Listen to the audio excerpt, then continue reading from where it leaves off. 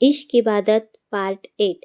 अगले दिन ही विक्रांत शेखावत ने अपना प्रोडक्ट लॉन्च कर दिया। उसका प्रोडक्ट मार्केट में तहलका मचाने वाला था, इसलिए विक्रांत का ये प्रोडक्ट मीडिया और न्यूज़पेपर में छा गया। समर और आरव दोनों ही ये न्यूज़ टीवी पर देख रहे थे। न्यूज़ देखकर समर परेशान था, तो वही आरव के चेहरे पर तिरछी मुस्कान थी। समर बोला, ये न्यूज़ देखी भाई आपने? हमारा सारा पैसा इस प्रोजेक्ट पर लगा है, अब क्या होगा? आरव बोला, डोंट वरी समर, विक्रांत के प्रोडक्ट से हमारे प्रोडक्ट को कोई नुकसान नहीं होगा। विक्रांत का प्रोडक्ट मार्केट में तहलका मचा रहा था। विक्रांत बहुत खुश था, उसे लग रहा था उसने आरव को हरा दिया। विक्रांत अपनी जीत का जश्न मना रहा था। जीत की जश्न मनाने के लिए विक्रांत ने एक ग्रैंड पार्टी रखी, जिसमें सभी बिजनेसमैन को इनवाइट किया गया था। विक्रांत ने आरव को नीचा दिखाने के लिए जानबूझकर उसे और रिया को इनवाइट किया। विक्रांत ने ये पार्टी क्रूज पर रखी थी। आरव ब्लैक कलर की टक्सीडो पहनकर रिया के साथ पार्टी में आया था। रिया ने इस वक्त गोल्डन शॉर्ट ड्रेस पहनी हुई थी, जिसमें वह बहुत ही ग्लैमरस लग रही थी। उस पार्टी में मीडिया वाले भी मौजूद थे।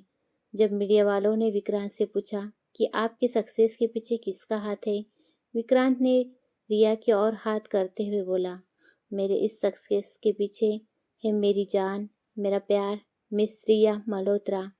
विक्रांत रिया को इशारा करते हुए बोला, कम बेबी।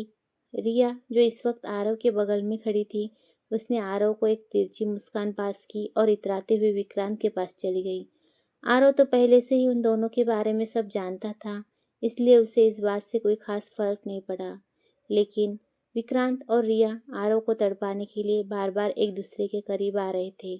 आरव को इससे कुछ खास फर्क नहीं पड़ रहा था। कुछ देर बाद आरव पार्टी से घर चला आया। कुछ ही दिनों में विक्रांत के प्रोडक्ट में दिक्कतें आने लगी।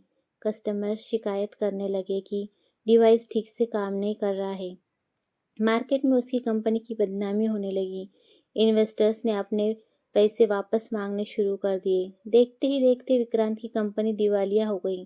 तभी आरव ने अपने प्रोडक्ट के साथ मार्केट में कदम रखा। उसका प्रोडक्ट बेहद सक्सेसफुल रहा, क्योंकि उसने अपनी टेक्निक को पूरी तरह से परफेक्ट कर लिया था। वो रातों रात टेक इंडस्ट्री का नया स्टार बन गया। आरव अपने कैबिन में चेयर पर लीन होकर आंखें बंद करके बैठा हुआ था। तभी समर कैबिन में आकर खुशी से बोला, वाह भाई, मान गया मैं आपके दिमाग को। बिजनेस की दुनिया में आपसे कोई नहीं जीत सकता। आपने शेखावत को उसी के चाल में मात दे दी। लेकिन भाई, आप रिया का क्या करने वाले हैं?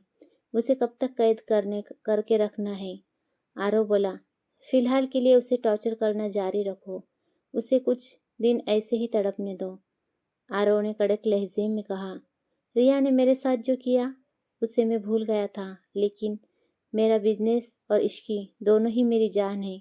जो उन्हें चोट पहुंचाएगा उसे मैं कभी माफ़ नहीं करूँगा।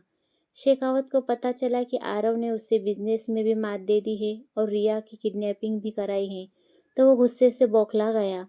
विक्रांत ने किसी को फ़ोन लगाया और बोला, 1 घंटे के अंदर ये इश्की का आरव कपूर के साथ क्या कनेक्शन है, इसकी जानकारी मुझे ला कर दो। इधर कपूर मेंशन में इश्की घर बैठे बैठे बोर हो रही थी, इसलिए इश्की ने टिया के साथ बाहर जाकर आइसक्रीम खाने का प्लान बनाया। इश्की और टिया रेडी होकर घर से निकलकर कार में बैठ ही रहे थे, तभी समर ऑफिस से आया। टिया और इश्की को देखकर समर अपने कार का डोर बंद करते हुए बोला, तुम लोग कहीं जा रहे हो? इश्की बोली, जी हाँ, हम आइसक्रीम खाने बाहर जा रहे हैं। और खबरदार, जो ये बात तुमने अपने भाई को बताई, भाई के चमचे, तुम्हारा भाई खुद तो मुझे कहीं लेकर जाते नहीं है, ना ही अकेले कहीं जाने देते हैं। मुझे बस कैद करके रखा है इस घर में। समर बोला, भाभी, लेकिन मैं आपको अकेले नहीं जाने दे सकता। चलिए, मैं आप दोनों के साथ चलता हूँ। कुछ देर बाद समर, रिया और इश्की एक रेस्टोरेंट में आइसक्रीम खा रहे थे। समर को कोई इम्पोर्टेंट कॉल आई और वो कॉल रिसीव करने बाहर चला गया। इश्की अपनी आइसक्रीम एंजॉय कर रही थी, तभी वहाँ गन शॉट की आवाज़ सुनाई दी। इश्की और टिया ने एक दूसरे को मजबूती से पकड़ लिया। रेस्टोरेंट में बैठे लोगों के बीच पैनिक मच गया। इश्की ने देखा 4-5 लोग मिलकर रेस्टोरेंट के ओनर को गन पॉइंट पर मारते हुए बोल रहे थे, क्या बोल रहा था तू मेरे बारे में? मैं एक भिखारी हूँ जो हर हफ्ते तुमसे भीख मांगने चला आता है? साले, उसे हफ्ता कहते हैं, हफ्ता। तभी वहाँ एक और गन शॉट की आवाज़ आई, जिसे रेस्टोरेंट के बाहर कार के बोनट पर बैठे लड़के ने चलाई थी, जिसकी उम्र करीबन 28 साल की होगी, जो अपने आंखों पर ब्लैक शेड्स लगाए स्टाइल में बैठा था। ये देख इश्की के हाथ पैर फूल गए। उसने टिया को सेफ जगह बिठाया और इश्की भागकर उस ओनर के पास पहुंची, जिसे काफ़ी चोट लगी थी और पैर में गोली लगने के कारण वो बेहोश हो गया था। इश्की मदद के लिए इधर उधर देखने लगी। इश्की ने अपने मोबाइल से समर को फ़ोन लगाने की कोशिश की। तभी 28 साल के गुंडी विकी ने उसके हाथ से मोबाइल छीनकर नीचे पटक दिया। इश्की गुस्से में चिल्लाते हुए बोली, मेरा नया मोबाइल! और इश्की ने उस लड़के को एक झन्नाटेदार थप्पड़ जड़ दिया, जिसका निशान उस लड़के के चेहरे पर साफ दिखाई दे रहा था।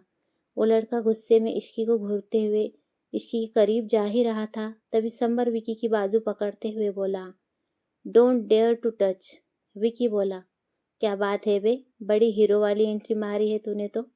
इस लड़की ने मुझ पर हाथ उठाया है और मैं किसी का कर्जा नहीं रखता। सूद समेत उसे वापस करता हूँ, जो मैं अभी इसे लौटाऊंगा। जैसे विकी समर को साइड करके इश्की की तरफ बढ़ा, समर ने एक जोरदार लात विकी के सीने पर मार दी, जिससे विकी लड़खड़ा कर नीचे गिर गया। ये देख विकी की साथी समर पर गोली चलाने ही वाले थे कि एक और गन शॉट की आवाज़ हुई और गोली सीधे उस हाथ पर चली जो हाथ समर के तरफ गन पॉइंट कर रहा था। समर ने देखा कि आरव अपने बॉडीगार्ड के साथ गेट पर खड़ा था। आरव के बॉडीगार्ड ने तुरंत विकी और उसके साथियों को घेर लिया। आरव को देखकर समर ने राहत की सांस ली, लेकिन इश्की की सांस अटक रही थी। उसे लग रहा था अब पता नहीं आरव उससे क्या कुछ सुनाएगा, लेकिन आरव ने इश्की की तरफ देखते हुए कहा, तुम ठीक हो? आरव का सवाल सुनकर इश्की चौंक गई कि आरव उसे डांटने की बजाय उसकी केयर कर रहा है। इश्की ने हड़बड़ी में हाँ में जवाब दिया। आरव इश्की को गले लगाते हुए बोला, थैंक गॉड तुम ठीक हो। ये सब कैसे हुआ?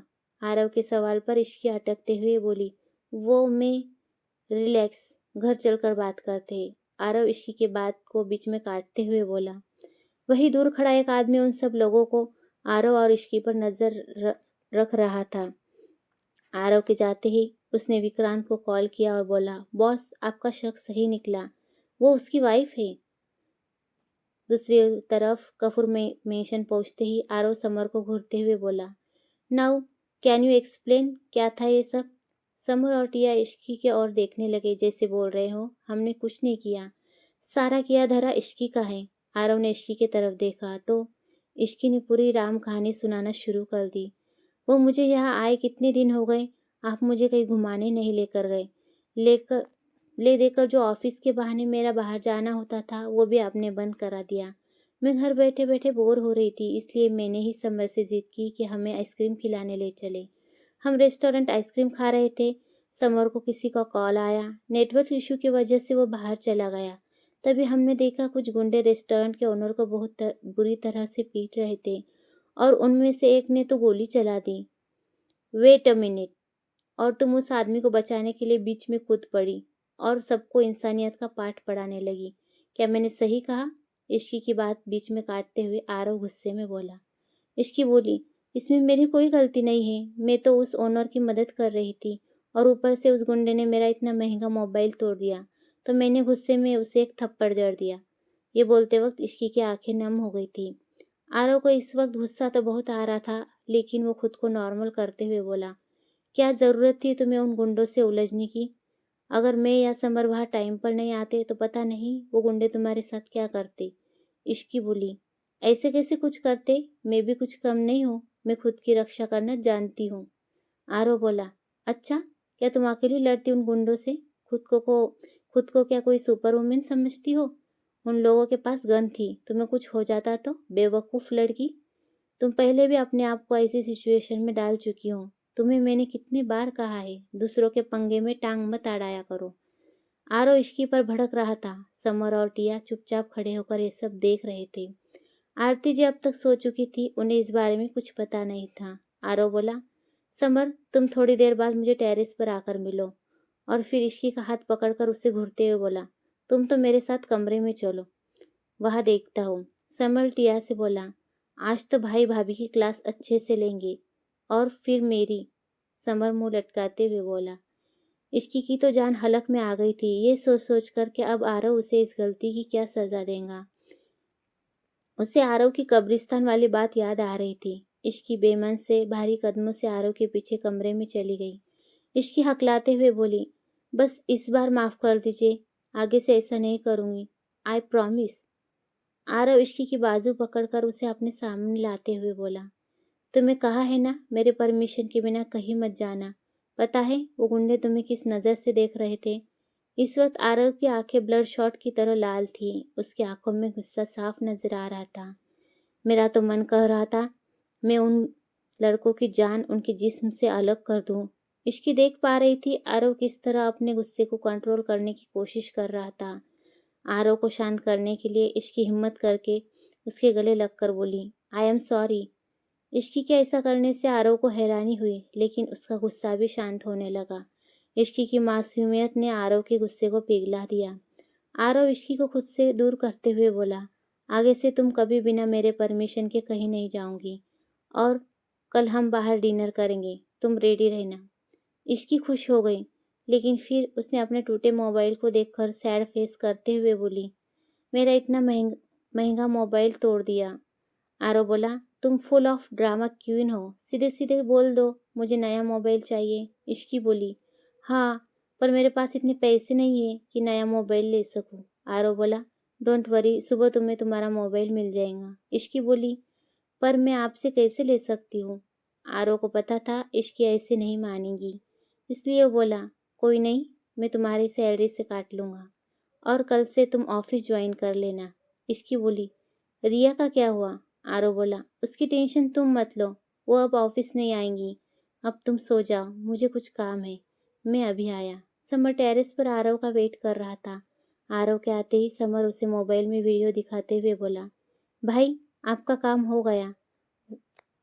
वो वीडियो देखते ही आरव के चेहरे पर तिरछी स्माइल आ गई। अगले सुबह सभी ब्रेकफास्ट कर रहे थे, तभी टीवी पर एक न्यूज़ चली। कल रात सड़क के किनारे 5 लड़कों की लाश मिली, जिन्हें बहुत ही बेरहमी से मारा गया है, जिनके चेहरा पहचानना मुश्किल हो रहा था। उन लड़कों की आंखें निकाल दी गई थी, उनके हाथ कटे हुए थे। इश्की ने जब उन 5 लड़कों के फोटो देखी तो शॉक होते हुए बोली, समर, मिस्टर कपूर, ये तो रेस्टोरेंट वाले लड़के हैं, है ना? इन्हें तो आपके बॉडीगार्ड्स पकड़ कर ले गए थे। आरव बिना किसी भाव के बोला, इश्की बोली, इसका मतलब ये सब आपने किया है? आरव बोला, मेरे वाइफ पर नज़र डालने वालों का ये तो अंजाम होना ही था। ये सब जानकर इश्की सहम गई और उसे आरव से डर लगने लगा। आरती जी बोली, लेकिन आरव बेटा आपने ऐसा क्यों किया? आरव बोला, इसके पीछे की वजह आपको आपकी बहू बता देंगी। और फिर आरव इश्की को मोबाइल का बॉक्स देते हुए बोला, ये रहा तुम्हारा न्यू मोबाइल। इतना बोलकर आरव और समर ऑफिस के लिए चले गए। इश्की नए मोबाइल को देखकर एक्साइटेड थी। वही आरती जी इश्की की तरफ सवालिया नज़रों से देख रही थी। इश्की हड़बड़ाते हुए बोली, आंटी मैं ऑफिस के लिए लेट हो रही हूँ, टिया आपको सारी बातें बता देंगी। टिया इश्की की तरफ देखते हुए मन में बोली, दी आप फिर मुझे फंसा के चले गई। इधर ऑफिस में इश्की जब ऑफिस आती है तो आरव को एक लड़की के साथ कार में बैठकर कहीं जाते हुए देखती है। इश्की सोचने लगी, मिस्टर आरव के साथ ये लड़की कौन है? फिर उसने सोचा शायद उनकी कोई क्लाइंट होंगी। इश्की अपने डेस्क पर बैठे काम कर रही थी, तभी ऑफिस में हलचल मची। इश्की ने देखा कि आरव उसी लड़की के साथ कैबिन में जा रहा था, जिसे सुबह इश्की ने आरव के साथ कार में देखा था। वो लड़की आरव के साथ काफ़ी फ्रेंडली बिहेव कर रही थी। इश्की समर से पूछने लगी, ये मिस्टर आरव के साथ ये लड़की कौन है जो उनसे इतना चिपक चिपक कर बात कर रही है? समर को इस वक्त इश्की की आंखों में जलन साफ दिखाई दे रही थी। समर इश्की को चिढ़ाने के लिए जानबूझकर बोला, भाभी आप सच कह रही हो, वो लड़की भाई भाई के साथ कुछ ज़्यादा ही फ्रेंडली हो रही है। आपने भाई को कुछ ज़्यादा ही ढील दे रखी है, आपको भाई से बात करनी चाहिए। इश्की बोली, क्या बोल रहे हो तुम? मैं कैसे जाऊँ? देखा नहीं तुम्हारे भाई कैसा जल्लाद है, उन्होंने उन लड़कों के साथ क्या किया? आरव बोला, अरे भाभी आप डरिए मत, वो आपको कुछ नहीं करेंगे। आखिर आप बीवी है उनकी, आपको हक है कि आप उनसे सवाल पूछें। समर की बातों में आकर इश्की आरव के पास गई। उस लड़की ने अभी आरव की बाजू अपने हाथ से पकड़ी हुई थी। इश्की झटके से आरव का हाथ उस लड़की के हाथों से छुड़ाते हुए बोली, ये सब क्या चल रहा है यहाँ? और इश्की आरव को गुस्से में घूरने लगी। आरव हैरान होकर इश्की को देख रहा था। तभी वो लड़की इश्की की तरफ देखकर मुस्कुराते हुए बोली, तुम इश्की हो? I am right? आरव बोला, या यू आर राइट दी, ये इश्की है। आरव के मुंह से उस लड़की के लिए दी वर्ड सुनते ही इश्की की आंखें बड़ी हो गई और वो अपना थूक गटकते हुए आरव की तरफ देखते हुए बोली, दी? आरव ने हल्का मुस्कुराते हुए हाँ में गर्दन हिला दी। ये रूही है, आरव की बड़ी माँ की बेटी। बड़ी माँ और बड़े पापा के एक्सीडेंट के बाद रूही आरती जी और आरव के साथ ही रहने लगी। फिर इश्की ने समर की तरफ देखा, जो उसे इस सिचुएशन में डालकर मज़े ले रहा था। इश्की ने समर को वार्निंग लुक दी, जैसे कह रही हो तुम मुझे बाद में मिलो। इश्की को इस वक्त बहुत ऑकवर्ड फील हो रहा था। आरव और उसकी दी दोनों ही इश्की को ऐसी हालत देखकर हंस रहे थे। आरव इश्की से बोला, हाँ ये मेरी रूही दी है जो कनाडा में रहती है। ये हमारी शादी में ना आ सकी इसलिए अब तुमसे मिलने आई है। रूही मजाकिया लहजे में इश्की को चिढ़ाते हुए बोली, तुम क्या समझी थी मैं कौन हूँ? इश्की को शर्म आ गई और वो वहाँ से मुस्कुराते हुए चली गई। आरव बोला, रूही दी आप घर जाकर आराम कीजिए, हम शाम को घर पर मिलते हैं। रूही कपूर मेंशन चली गई। समर आरव के पास आते हुए बोला, भाई मुझे लग रहा है भाभी आपसे प्यार करने लगी है। देखा नहीं वो आपके लिए कैसे पजेसिव हो रही थी। आरव बोला, तो ये सब तुम्हारी शैतानी थी? शाम को हम सब डिनर पर जाएंगे, तुम और रिया रेडी रहना, मैंने रूही दी को भी कह दिया है। शाम को इश्की कमरे में मिरर के सामने रेडी हो रही थी, इस बात से बेखबर कि आरव कब से दीवार से टेक लगाकर उससे ही देख रहा था। उसने आज रेड कलर का वन पीस पहना हुआ था, बाल खुले छुड़े हुए थे जिसमें इश्की गजब ढा रही थी। आरव ने पीछे से जाकर इश्की को बाहों में भर लिया। इश्की आरव को खुद से दूर करते हुए बोली, आप कब आए? आपने तो मुझे डरा ही दिया।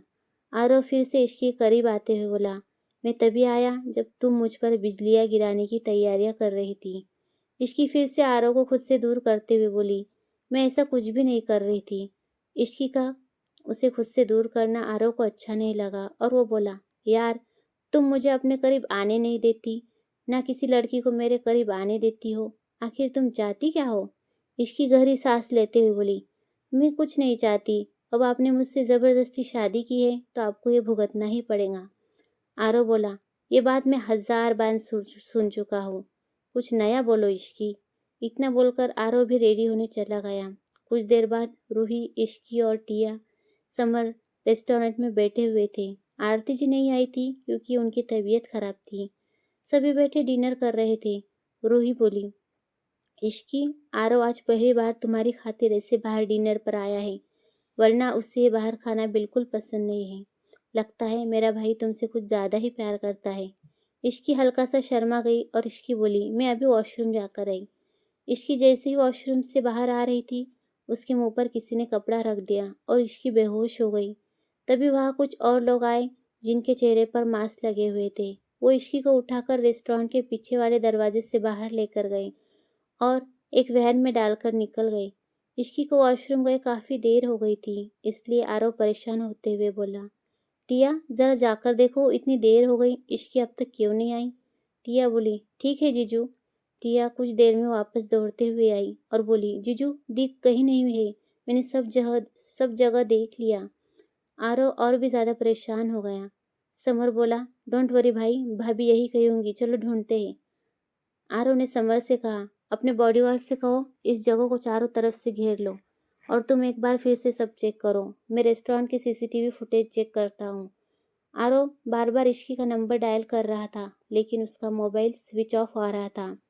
आरव ने सीसीटीवी रूम में एक एक करके सारी फुटेज चेक कर ली, लेकिन उससे कुछ पता नहीं चल रहा था।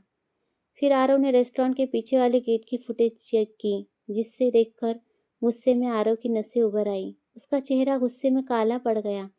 उस फुटेज में कुछ लोग इश्की को बेहोश करके लेके जा रहे थे। आरव ने उस गाड़ी पर जूम किया और उस गाड़ी का नंबर नोट करके समर को सेंड करते हुए बोला, पता करो इस कमीने की इतनी हिम्मत बढ़ गई है कि उसने आरव कपूर के वाइफ को हाथ लगाने की गलती की। अगर मेरी स्टोरी अच्छी लगी तो लाइक कीजिए, सब्सक्राइब कीजिए, कमेंट कीजिए, शेयर कीजिए। Thank you.